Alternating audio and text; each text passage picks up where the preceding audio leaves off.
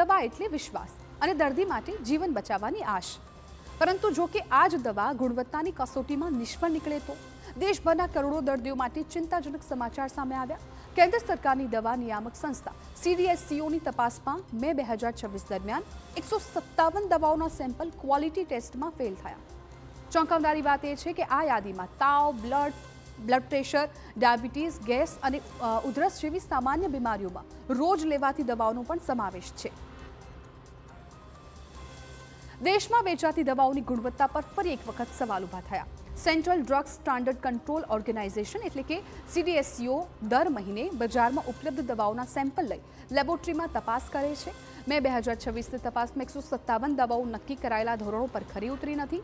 તપાસમાં સામે આવ્યું કે કેટલીક દવાઓમાં જરૂરી ડ્રગ સોલ્ટનું પ્રમાણ યોગ્ય નહોતું, જ્યારે કેટલીક દવાઓમાં દવાઈનું કોમ્બિનેશન જ ખોટું હોવાનું જાણવા મળ્યું. પરિણામે દર્દીઓને અપાતી સારવારની અસરકારકતા પર ગંભીર પ્રશ્નો ઊભા થયા.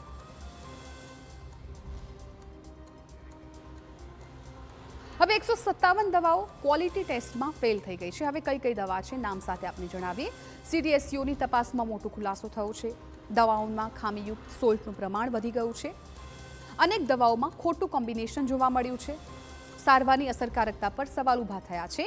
આ તમામ બાબતોને કારણે અમુક દવા પર રોક લગાવવામાં આવી છે. સૌથી વધુ ચિંતાજનક બાબત એ છે કે દવાઓ ક્વોલિટી ટેસ્ટમાં ફેલ થઈ ગઈ. દેશના અલગ અલગ દરેક ઘરમાં ઉપયોગમાં લેવાતી સામાન્ય દવાઓ છે. તાવ માટે લેવાતી પેરાસિટામોલ, દુખાવા માટેની ડિક્લેફેનેક, ઉધરસ માટેનું ડેક્સ્ટ્રોમોર્થેન સિરપ અને શ્વાસની તકલીફમાં વપરાતું ટીઓટ્રોપિયમ ઇન્હેલર પણ આ યાદીમાં સામેલ છે. આ દવાઓ લાખો લોકો રોજિંદા જીવનમાં ઉપયોગમાં લે છે, જેને કારણે દર્દીઓ અને આરોગ્ય નિષ્ણાંતોમાં ચિંતા વધી. રોજિંદી વપરાશની દવાઓ પણ ફેલ થઈ ગઈ.